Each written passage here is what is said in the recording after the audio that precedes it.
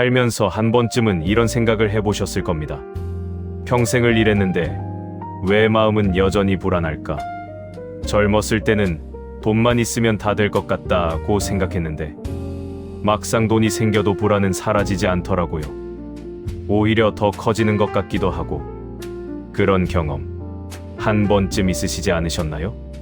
어떤 사람은 가진 것도 많지 않은데 늘 여유로워 보이고, 어떤 사람은 아무리 벌어도 항상 쪼들리는 것처럼 보입니다. 어떤 사람에게는 돈이 자꾸 모이고, 어떤 사람에게는 들어오는 족족 나가버리고.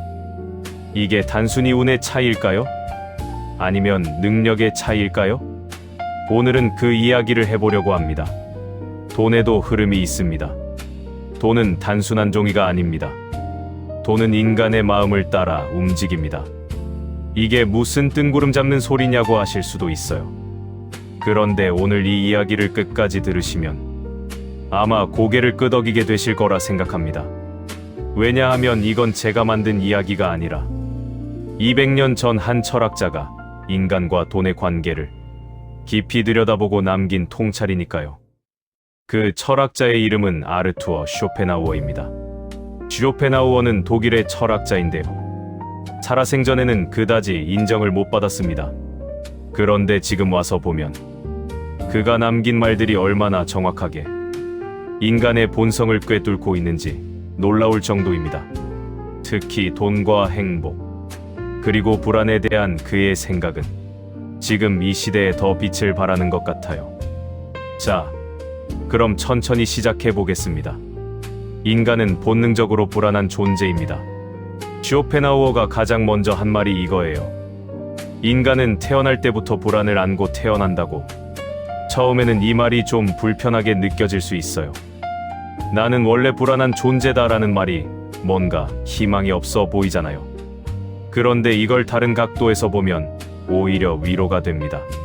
지구상의 수많은 동물들 중에서 미래를 걱정하는 동물은 인간뿐입니다. 사자는 내일 먹이가 없을까봐 지금 잠을 못 자지 않아요.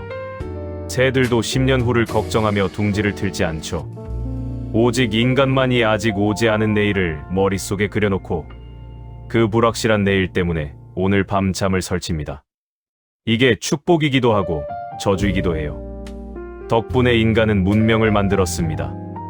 미래를 대비했기 때문에 농사를 짓고 집을 짓고 사회를 만들었어요.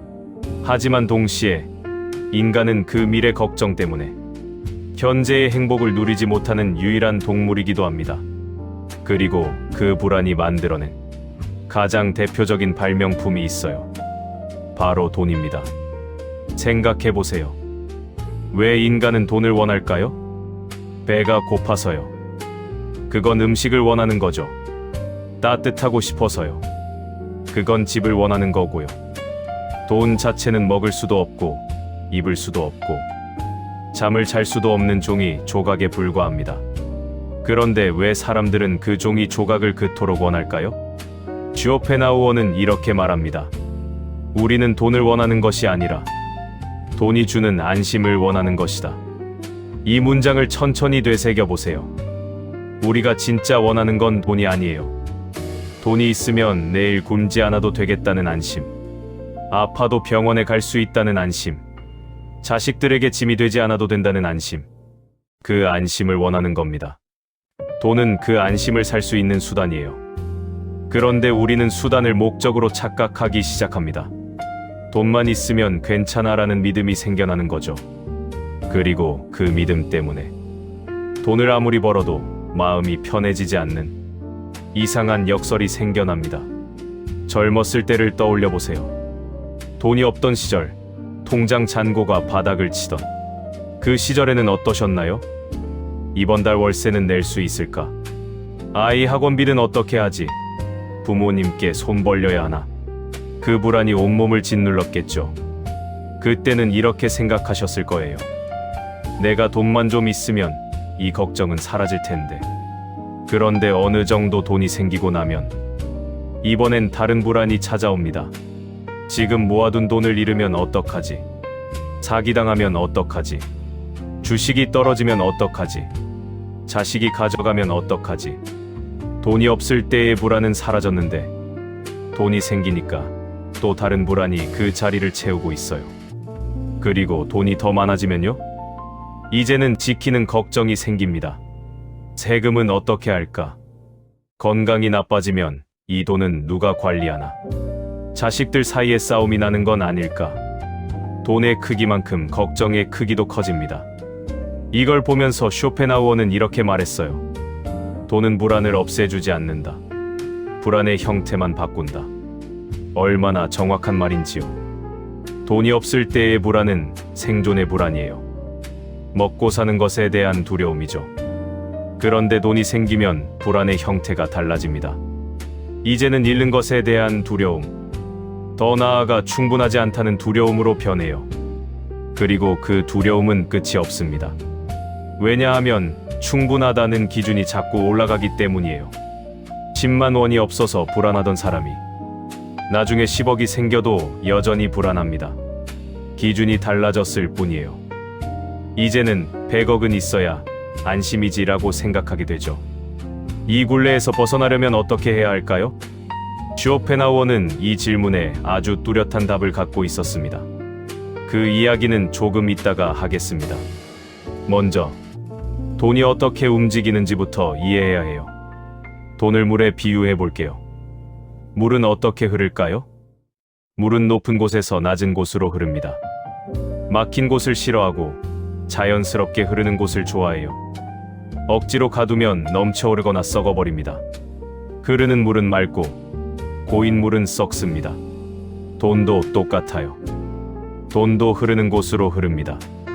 돈도 막힌 곳을 싫어해요. 돈도 고인 곳을 떠납니다. 그리고 돈도 편안한 곳에 머뭅니다. 이게 무슨 말이냐고요? 주변을 한번 보세요. 돈이 계속 따르는 사람들이 있어요.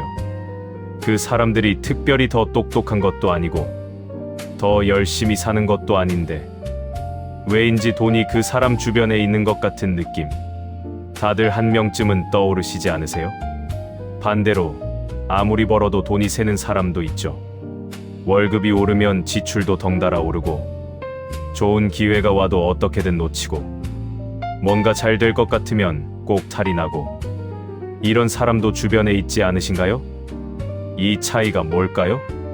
쇼펜하우어의 관점에서 보면 이건 능력의 차이가 아니에요. 태도의 차이입니다. 돈은 사람의 능력이 아니라 사람의 태도를 보고 머문다. 이 말이 처음에는 좀 추상적으로 들릴 수 있어요. 그러니까 구체적으로 살펴봐야겠죠. 과연 어떤 태도를 가진 사람에게 돈이 머무는 걸까요? 첫 번째로, 돈을 두려워하지 않는 사람입니다. 이게 이상하게 들리실 수 있어요. 돈을 두려워하는 사람이 어디 있냐고요? 그런데 사실 많은 분들이 돈을 두려워합니다. 다만 그 두려움이 눈에 보이지 않는 방식으로 나타날 뿐이에요. 돈에 대한 결정을 미루는 것도 두려움입니다. 나는 원래 돈에 대해 잘 몰라라고 손을 놓아버리는 것도 두려움이에요.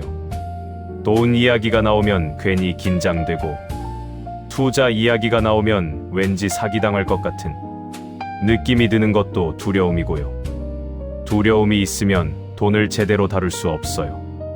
두려움이 있으면 올바른 판단을 못하고 두려움이 있으면 좋은 기회를 보고도 잡지 못합니다.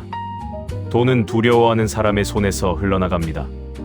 마치 물이 꽉 쥔 손바닥 사이로 새어나가듯이요. 두 번째로, 돈을 과하게 사랑하지 않는 사람입니다. 이것도 좀 모순처럼 들리지요. 돈을 사랑해야 모이는 게 아닌가요? 그런데 돈을 과하게 사랑하는 사람은 돈 때문에 이상한 결정을 내립니다. 돈을 잃는 게 너무 두려워서 써야 할 때 쓰지 못하고 돈이 너무 좋아서 잘못된 투자에 속아 넘어가고 돈 생각에 빠져서 정작 돈을 불러오는 관계와 신뢰를 망가뜨립니다. 돈을 너무 사랑하는 사람 옆에는 사람이 떠납니다. 그리고 결국 사람이 떠나면 돈도 떠납니다. 왜냐하면 세상에 혼자서 버는 돈은 한계가 있거든요. 돈은 대부분 사람을 통해 옵니다.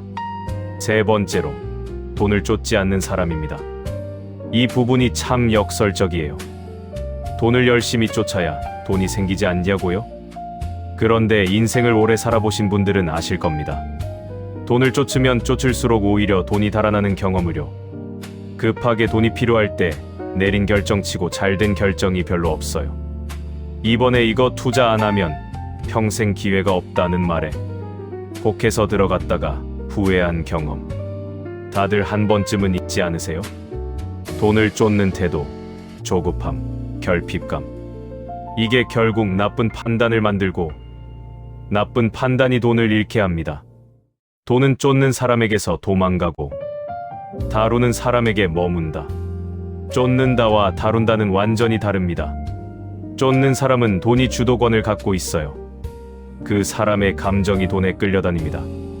다루는 사람은 본인이 주도권을 갖고 있어요. 돈을 하나의 도구로 사용하는 거죠.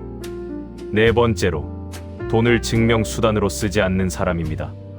이 부분은 특히 공감하시는 분들이 많을 것 같아요. 살다 보면 돈으로 뭔가를 증명하고 싶어질 때가 있습니다.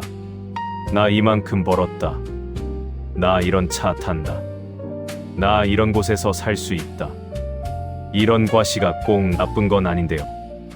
문제는 이 과시가 실제 형편과 맞지 않을 때 시작됩니다.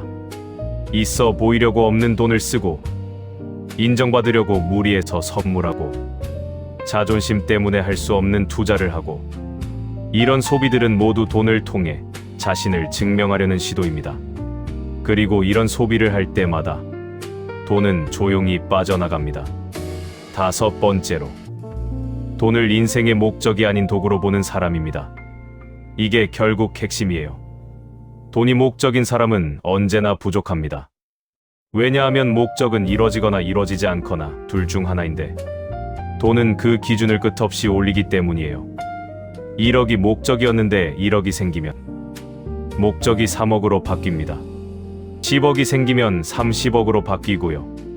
이 게임은 끝이 없어요. 반면 돈을 도구로 보는 사람은 달라요. 도구는 필요할 때 쓰는 거예요. 망치가 필요할 때 망치를 꺼내 쓰고, 다 쓰면 제자리에 돌려놓는 것처럼 돈이 필요할 때 적절히 쓰고 필요 이상으로 집착하지 않는 것. 이런 태도가 결국 돈을 오래 붙잡아 둡니다. 그렇다면 반대로, 돈이 떠나는 사람은 어떤 습관을 갖고 있을까요? 첫 번째는 비교하는 삶입니다. 옆집 사람이 어떤 차를 샀는지, 친구 자식이 어떤 회사에 다니는지, 동창이 어떤 집에 사는지, 이 비교가 멈추지 않는 삶에서는 돈이 항상 부족합니다. 왜냐하면 비교는 끝이 없고, 비교에서 오는 결핍감은 충동적인 소비로 이어지기 때문이에요. 저 사람이 저걸 가졌는데 나는 왜 없지? 라는 마음에서 나온 소비는 대부분 후회로 끝납니다. 그 소비가 자신에게 진짜 필요한 것이 아니라 비교에서 오는 열등감을 채우기 위한 것이기 때문이에요. 두 번째는 과시 소비입니다. 이건 아까 말씀드린 것과 연결되는데요.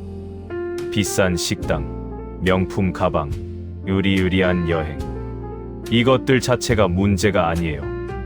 자신이 진심으로 원하고 형편에 맞게 즐기는 거라면 아무 문제 없습니다.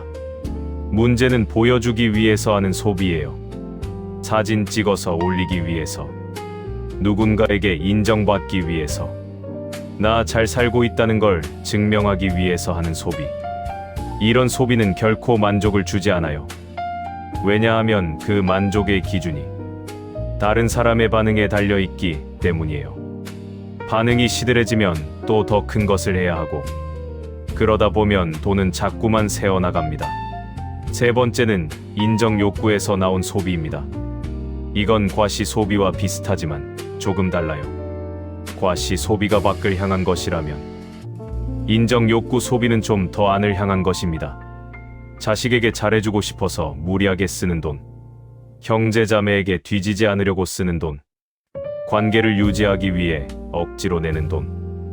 이런 소비들 속에는 나를 좋아해줘, 나를 무시하지 마, 나는 중요한 사람이야 라는 마음이 숨어 있어요. 이 마음 자체는 잘못된 게 아니에요. 인간이라면 누구나 인정받고 싶은 마음이 있습니다. 그런데 그 인정을 돈으로 사려고 하면 돈도 잃고 관계도 왜곡됩니다.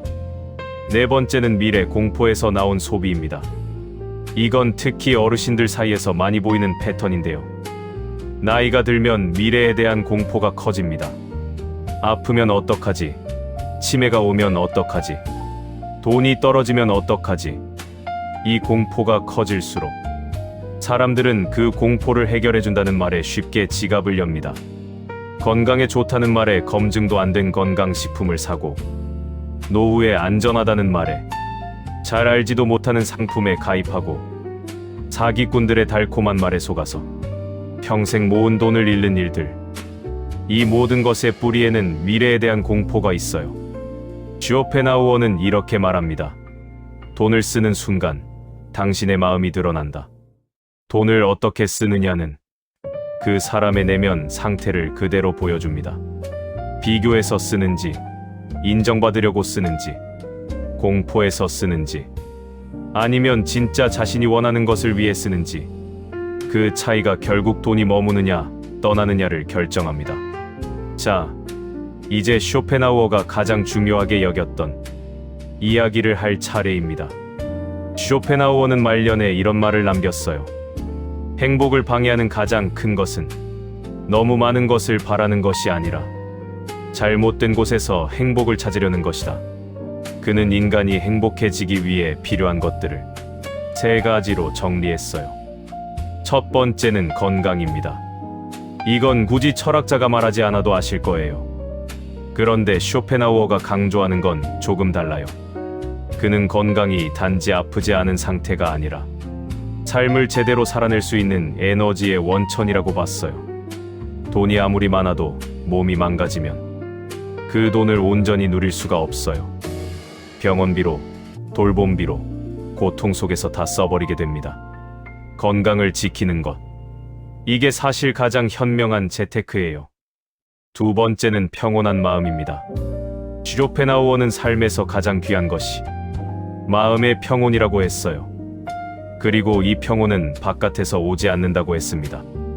돈이 생긴다고 마음이 평온해지지 않아요. 지위가 높아진다고, 좋은 집에 산다고 마음이 평온해지지 않습니다. 마음의 평온은 안에서 나옵니다. 욕심을 줄이고 비교를 멈추고 지금 이 순간에 감사하는 것. 이게 말은 쉬운데 정말 어렵죠. 평생을 살면서 그걸 터득한 분들이 진짜 부자라고 쇼펜하우어는 말해요. 세 번째는 진정한 관계입니다. 인생의 끝자락에서 남는 건 결국 관계입니다. 얼마나 벌었느냐가 아니라 누가 내 곁에 있느냐가 그 사람의 삶의 질을 결정해요. 함께 밥 한 끼 먹을 사람, 힘들 때 전화할 수 있는 사람, 그냥 있어도 편한 사람. 이런 관계는 돈으로 살 수 없어요. 오히려 돈을 너무 밝히거나 돈 때문에 사람을 이용하거나 돈으로 모든 것을 해결하려는 태도가 이런 관계를 멀어지게 합니다. 그래서 쇼펜하우어는 이렇게 결론을 내립니다. 돈은 삶을 편하게 만들 수는 있지만 삶을 행복하게 만들 수는 없다. 이 말을 처음 들으면 당연한 말 같기도 하고 어디서 많이 들어본 말 같기도 해요. 그런데 우리 중에 이 말을 진심으로 믿고 사는 사람이 얼마나 될까요? 머리로는 알지만 행동은 여전히 돈만 더 있으면 을 따라가는 경우가 훨씬 많지 않을까요? 이 영상을 보고 계신 분들 중에는 정말 열심히 살아오신 분들이 많을 거라 생각합니다. 새벽부터 일어나서 일하고 밥도 제대로 못 먹고 가족을 위해 자신을 희생하면서 살아오셨겠죠. 그런데도 마음 한구석에는 내가 좀 더 잘했어야 하는데, 돈을 더 벌었어야 하는데 라는 아쉬움이 남아있는 분들도 계실 거예요. 그 마음이 이해됩니다. 우리가 살아온 시대는 돈이 곧 성공이고 돈이 곧 능력이고 돈이 곧 가치인 시대였으니까요. 그런 시대 속에서 돈을 기준으로 자신을 평가하는 건 어쩌면 자연스러운 일이었을지도 모릅니다. 그런데 이제는 그 기준을 좀 내려놓으셔도 됩니다. 지금까지 정말 잘 살아오셨습니다. 돈 때문에 자신을 평가하지 마세요. 돈은 인생의 일부일 뿐이에요. 당신이 살아온 수십 년의 시간 속에는 돈으로는 절대 살 수 없는 것들이 훨씬 많습니다. 누군가를 사랑했던 기억, 힘든 시절을 버텨낸 용기, 자식을 키워낸 보람, 그리고 아직도 하루하루를 살아가고 있다는 사실 자체. 이 모든 것이 돈보다 훨씬 값진 것들이에요. 남은 인생은 돈 걱정으로 채우지 않으셨으면 합니다. 돈은 필요한 만큼 있으면 됩니다. 그리고 필요한 만큼을 아는 지혜. 그게 사실 가장 어려운 거예요. 슈로펜하우어가 평생 이야기하고 싶었던 것도 결국 그거였을 거예요. 지금 이 순간 창밖의 하늘이 보이시나요? 오늘 먹은 밥이 맛있으셨나요? 옆에 있는 사람이 소중하신가요? 그게 행복입니다. 돈이 아니라 바로 그것들이요. 슈로펜하우어는 이 세상을 떠나면서도 결국 이 말 하나로 모든 걸 정리했습니다. 돈은 인생의 목적이 아니라 인생을 돕는 도구일 뿐입니다. 오늘 이 말이 여러분의 마음에 작은 위로가 되었으면 좋겠습니다. 돈 때문에 힘드셨던 모든 순간들이 오늘 이 순간만큼은 조금 가볍게 느껴지셨으면 해요. 감사합니다.